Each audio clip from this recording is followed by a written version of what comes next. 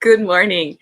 Good morning. Welcome or welcome back to Bookeemonsters. My name is PK. It is Friday at last, TGIF, August the 16th, and we're here to look at new releases being set into the wild this week. And on Fridays, we look at whatever I want to look at. It's Freeform Friday. Every day of the week, we look at a different genre.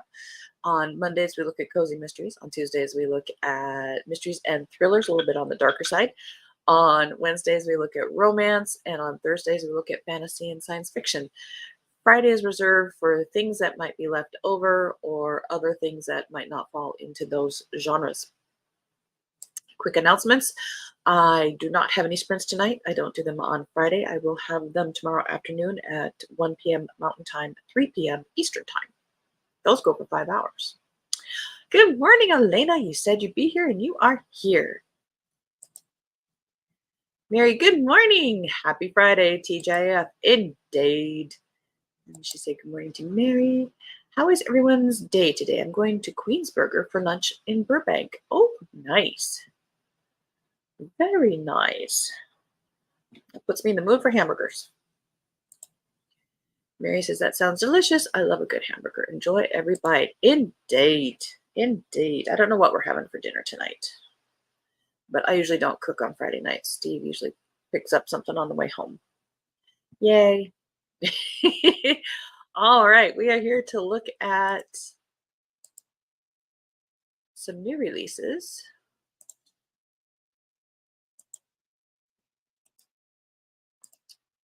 That we didn't look at previously. First up, The Housekeeper's Secret by Iona Gray. I like that name. My mom's middle name is Ione. Not with an but it's Ione. This is historical. Duty, desire, and deception reside under one roof. Standing in the remote windside moors of northern England, Coldwell Hall is the perfect place to hide. For the past 5 years, Kate Furness has maintained her professional mask so carefully that she almost believes she is the character she has created, Coldwell's respectable housekeeper. It is the summer of 1911 that brings new faces above and below stairs at Coldwell Hall, including the handsome and mysterious new footman, Jem Arden. Just as the house's shattered rooms open, so does Kate's guarded heart to a love affair that is as intense as it is forbidden. But Kate can feel her control slipping as Jem harbors secrets of his own. Told in alternating timelines from the last sun-drenched summer of the Edwardian Age to the mud-filled trenches of World War I, The Housekeeper's Secret opens its door to a world of romance, the truths we hold onto, and the past we must let go.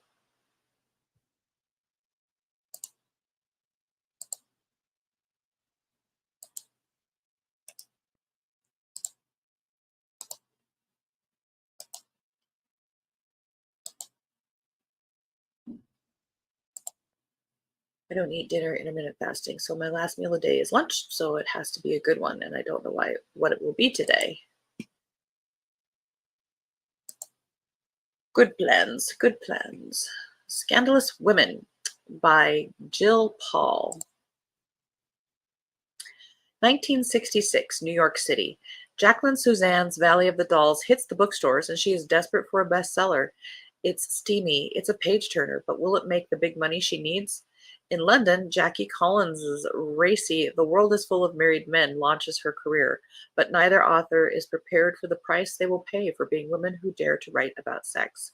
Jacqueline and Jackie are lambasted by the literary establishment, deluged with hate mail, and even condemned by feminists. In public, both women shoulder the outcry with dignity. In private, they are crumbling, particularly since they have secrets they don't want splashed across the front pages. 1965, New York City. College graduate Nancy White is excited to take up her dream job at a Manhattan publishing house, but she could never be prepared for the rampant sexism she will encounter. While working on Valley of the Dolls, she becomes friends with Jacqueline Suzanne, and after reaching out to Jackie Collins about a U.S. deal, she is responsible for the two authors meeting. Will the two Jackies clash as they race to the top of the charts? Will Nancy achieve her ambition of becoming an editor despite all the men determined to hold her back? Three women struggle to succeed in a man's world while desperately trying to protect those they love the most. I do kind of like that cover. Very throwback cover. I like it.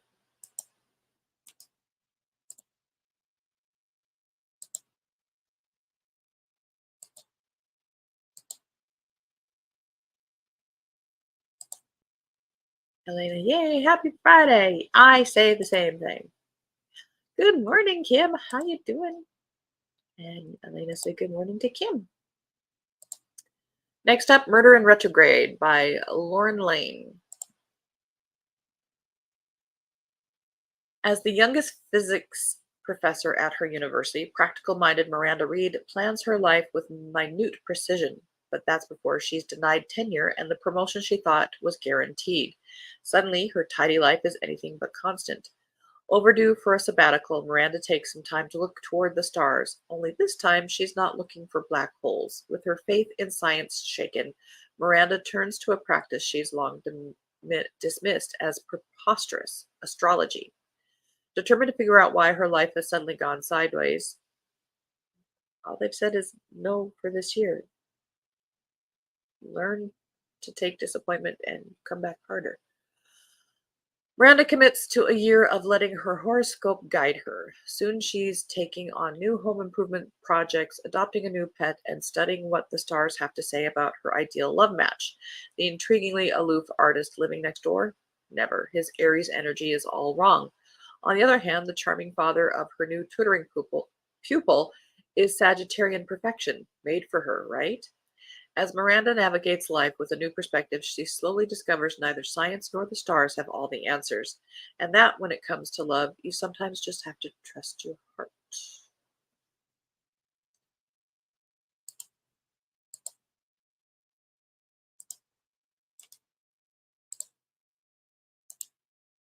Medusa by Natalie Grender.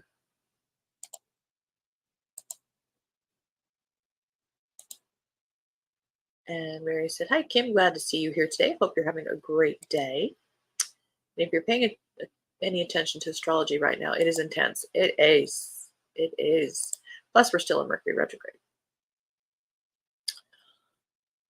You know how Medusa's story ends, but you've never heard her tell her own story until now.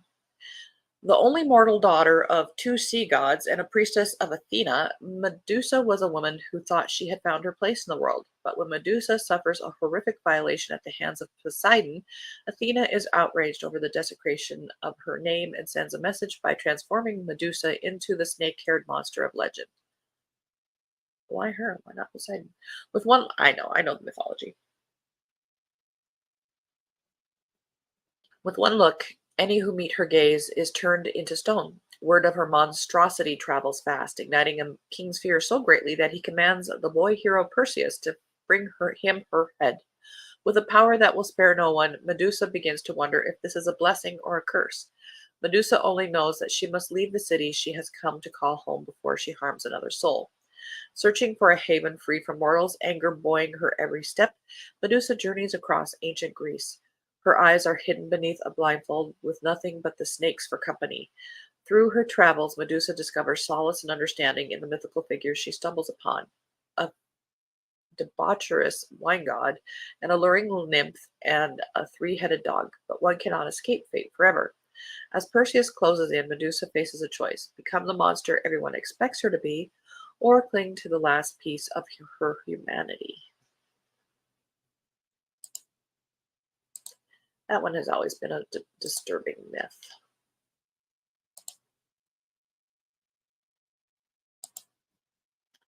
It's okay, tough month financially. Retirement is wonderful, but yeah, I've heard that. Know the feeling well, Kim. More month than money. I have heard that too. They probably won't have retirement in the next 10 years if things go a certain way. This one is nonfiction. Speaking of the universe, The Secret Life of the Universe, an astrobiologist's search for the origins and frontiers of life by Natalie A. Cabral. We are in a golden age in astronomy, living on the cusp of breakthroughs that will revolutionize our understanding of our place in the cosmos. Yet a profound question remains: are we alone in the universe? We have never been closer to answering this question. In this book, astrobiologist and the director of the Carl Sagan Center at the SETI Institute, Natalie Cabral takes us to the frontiers of the search for life. The book's odyssey begins by exploring how life began on Earth in order to understand what's necessary for its existence elsewhere, if we're looking for life with that definition. What role did our moon play, and could life on Mars have seeded life on Earth? Cabral continues this dazzling interplanetary tour, illuminating the likeliest places for life in our neighborhood. While Mars and the icy moons of Jupiter and Saturn are among the top contenders, recent missions are redefining the limits of habitability to include unexpected worlds. Finally, we seek life beyond our solar system, becoming witness to a revolution in the night sky, the realization that there are as many planets as stars in our galaxy. More so because the stars are suns and there are planets around those suns. With more than 300 million exoplanets in the habitable zone of their stars in the Milky Way alone, to think we are alone or the only advanced intelligent civilization may be little more than nonsense. This book is a comprehensive and authoritative guide to the search for life. This is an exhilarating journey for anyone who has ever looked up at the stars and wondered what might be out there. And I have a friend who is a psychic medium, more tuned into angels than spirits, but she has said that our sun is unique in that it helps travel, shall we say. We're more like a hub for that purpose. And of course, there is sort of a version of the prime directive to leave us alone until we are at a point to accept it. But I thought that was interesting too. Just a little tidbit to throw in there. Elena says, see you tomorrow afternoon. Have a great rest of your day. You too. Thank you for being here, sweetie. Very advanced intelligence. Not sure I would agree that we are of advanced intelligence with the way we are going. Poor Gaia. We are the advanced that we know of.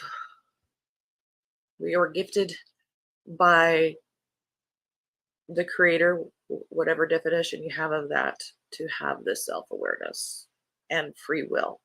So yes, in that regard, we are. Hera by Jennifer Saint, to continue our mythology. Even the gods must have their queen. When the immortal goddess Hera and her brother Zeus overthrow their tyrannical father, she dreams of ruling at his side. Silly. This is Greek, ancient Greek. But as they establish their reign on Mount Olympus, Hera begins to see that Zeus is just as ruthless and cruel as the father they betrayed. Well, no kidding. While Zeus ascends, Hera is relegated to the role of wife and mother, a role she never wanted. She was always born to rule, but must she lose herself in perpetuating this cycle of violence and cruelty? It doesn't have to be that way. Or can she find a way to forge a better world? In this enthralling retelling, Greek mythology's most famous and maligned goddess finally tells her own story as power, passion, and divine strength collide in the heart of Olympus.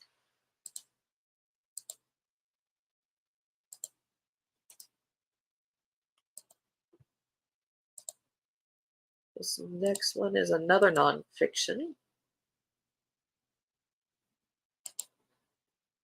I'm praying my disability will be approved. Oh, sending good thoughts that way too. Mary says agree with that. And we'll be rooting for you, Kim. Good luck when you find out. Greek tales today, Hera and Medusa. And mythology with grudges, female grudges. Opacities on Writing and the Writing Life by Sophia Samatar.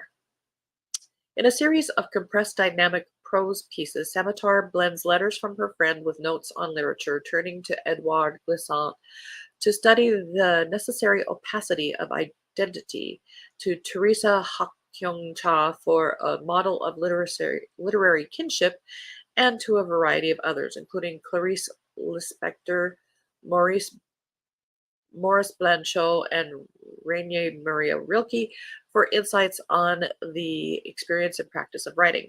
In so doing, Samatar addresses a number of questions about the writing life. Why does publishing feel like the opposite of writing? How can a Black woman navigate interviews and writing conferences without being reduced to a symbol? Don't make skin color a thing because people don't. Are writers located in their biographies or in their texts? And above all, how can the next book be written? Blurring the line between author and character, between correspondence and literary criticism, this book delivers a personal contemplative exploration of writing where it lives, among impassioned conversations and the work of beloved writers.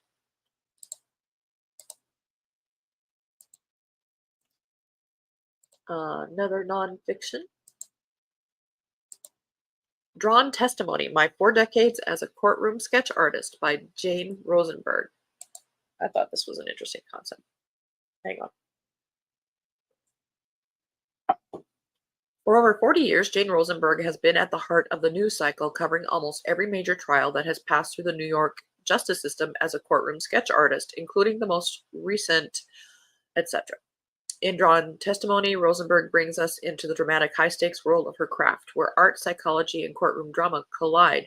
Over the course of her legendary career, Jane has had a front-row seat to some of the most iconic and notorious moments in our nation's recent history. Readers will learn how she has honed her unique powers of perception and also what her portraits reveal, not only about her subjects, but about the human condition in general, or her own agenda. I mean, seriously, that's what artists do. Just saying. Lady Macbeth. Wow, we have got some powerful, maligned women today.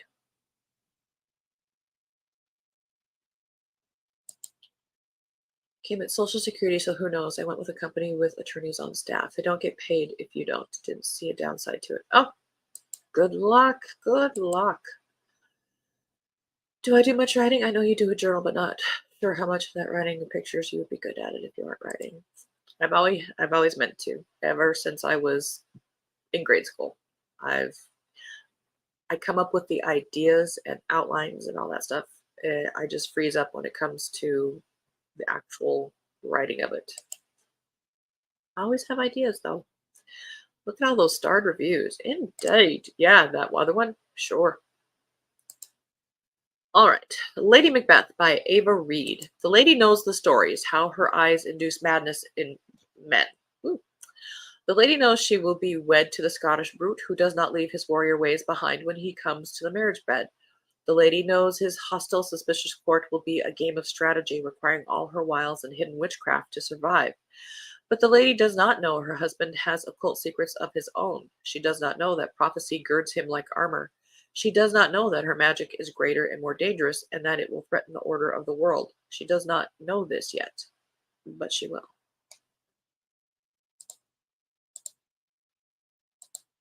And then these last 4 were leftovers from Monday's cozies. Murder and the Blue Lagoon, a Sunrise Cafe cozy mystery by Elizabeth Clover. When someone is found dead, Clementine Honeycutt dives into a new mystery with a splash, along with her puppy Splash. And that's all there is for her description. Yeah, this is a murder book and there's a body.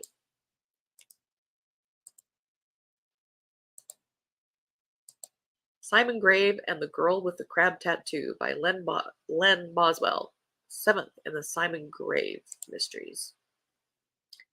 Murder has come to Cab Cove once more, this time a triple murder. 3 young women, one a professional tennis star, are found dead within hours of each other. All have died by lethal injection, and each one has the same crab tattoo. Grave and his team set out to investigate the murders, quickly learning that they will be assisted by a young woman from Mars, Kismet Salamander, who has come to Earth as part of an exchange program between Crab Cove and the Mars colony. Salamander, a quirky and rebellious teen, the first girl born on Mars, has 2 goals: to solve the case and to check off as many items as possible on her crater list of things. Crater list, like a bucket list. Of things to see and do on Earth, she proves to be more than capable at both. As the case unfolds, Grave and Salamander discover that much more than the murder is involved. To solve the case, they will have to deal with a new technology that threatens not just Crab Cove and the Earth, but the entire universe itself. The year is 2055. Get ready for murders most foul and fun. I, as you can tell, did not expect that.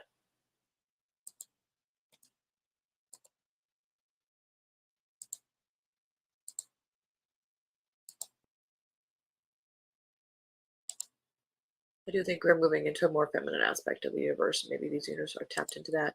Yes, we are definitely cosmically, again, my psychic medium friend, we've transitioned in, or we're transitioning into more feminine energy from the past few several thousand years. And so it's definitely going in that direction. You are very right.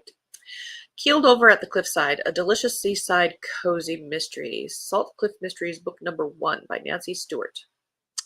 This is described as Gilmore Girls meets Murder, She Wrote. And it's a culinary cozy with a dog you'll want to adopt yourself.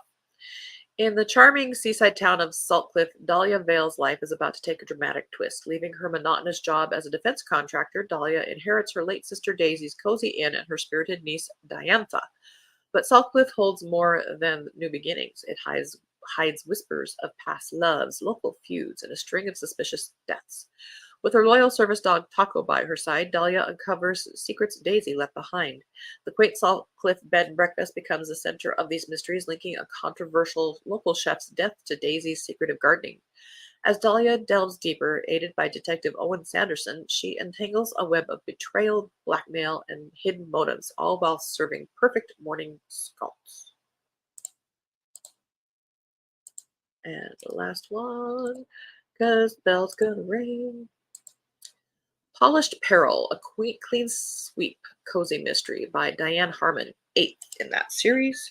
We'll just read the first couple paragraphs. In the quiet town of Alma, Jane Barrow balances her life as a single mother, a small business owner, and an amateur detective. Her seemingly serene existence is upended when her ex-husband Evan re-enters her life, bringing with him a wave of complications and unresolved tensions.